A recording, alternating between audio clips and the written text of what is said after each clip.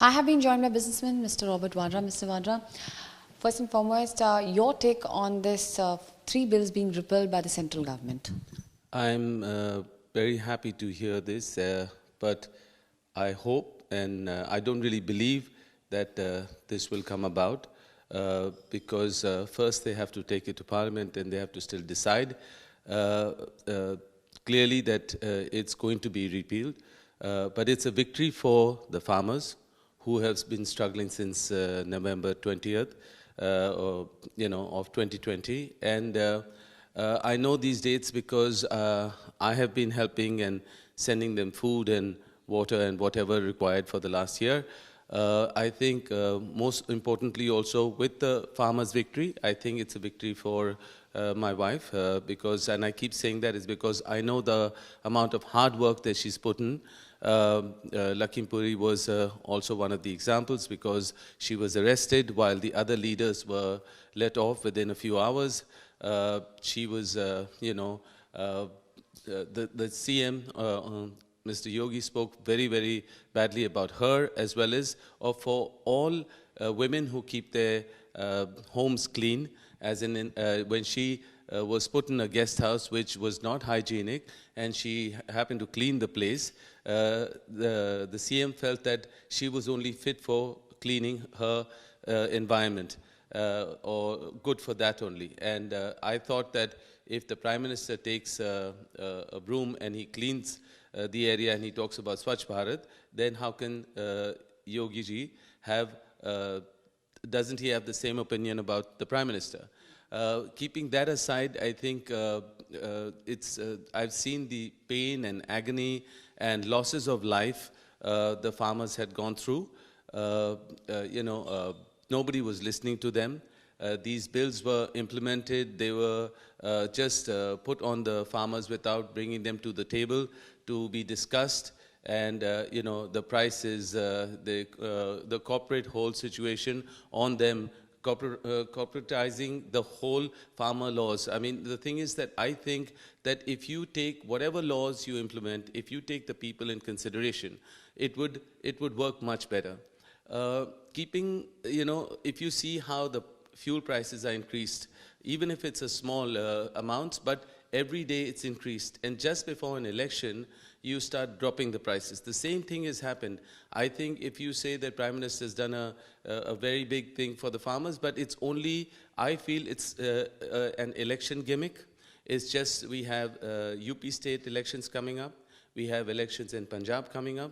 And I think it's only as a sop. It's only, to show the farmers or to gain votes is where this has come out at this time. If we are going to construct roads, if we do any kind of development in a state, it should be done naturally. It does not have to be done just before an election.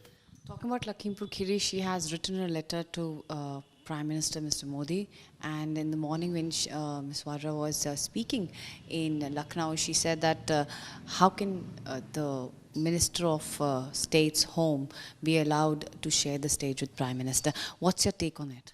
It's very clear and it was very obvious, and we had proof that when the vehicle that crushed 8 people, including a person from the media, 3 BJP people, 4 farmers, and then the proof was very clear. And when you have the minister's son who was in the car, driving the car, whatever it may be, but he's an accused, so that means his father is on the same pedestal as the Prime Minister, which is unheard of. It's unacceptable that, I mean, you have cases on this, their deaths happened, and you're still blatantly having the minister stand with you and vouching for him. How do the farmers and the people who have lost their lives, the families, how do they take that? So, I mean, keeping all this in mind, why is the government so oblivious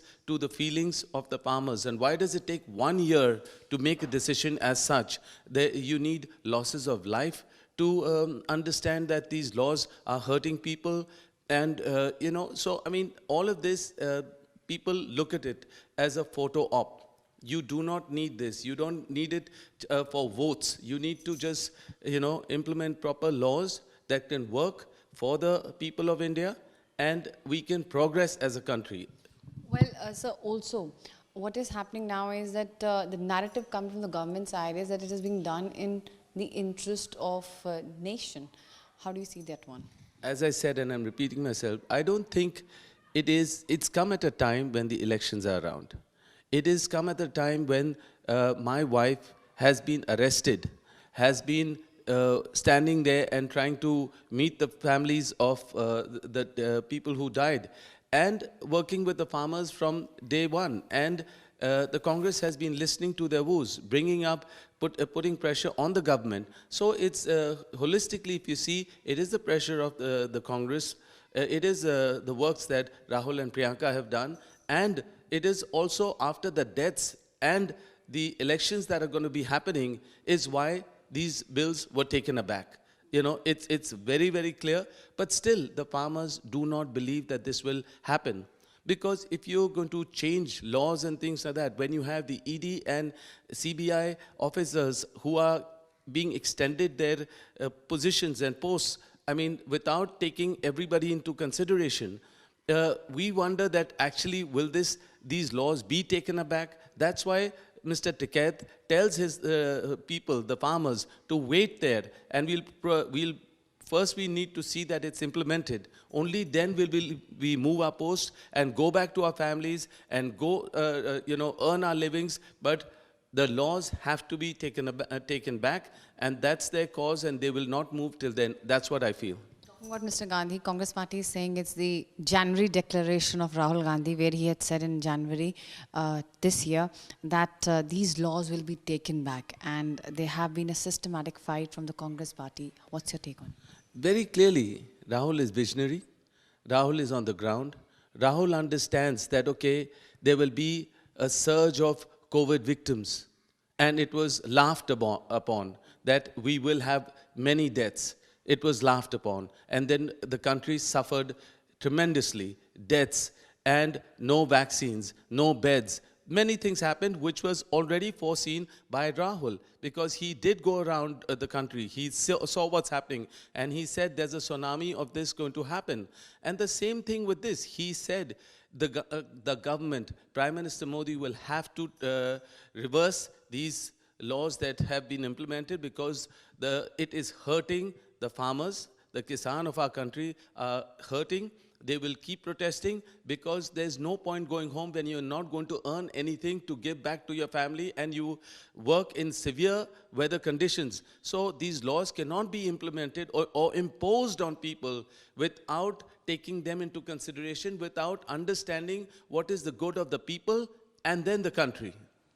My final question, do you think that the battle is over, or do you think that no, the MSP will be the next issue on which the battle between the government and the farmers will be fought? All three laws will be taken and looked at properly. The MSP, the corporatization, everything will be looked fully, finally, and then I think when they are satisfied is when they will move. No unjust demands of the farmers they will make. I know that. They will not make unjust demands. They will make demands that will work for them, their families, what's been happening before. And yes, if you think that you need to evolve those laws, but evolve them with the farmers in consideration, sitting at the table, understanding above party lines, take the opposition together and make something that can work for the farmers and the country as a whole. Well, that was Mr. Vadra speaking to us with the journalist Sanjeev Kumar. This is Supriya Bhardwaj for India Today in Delhi.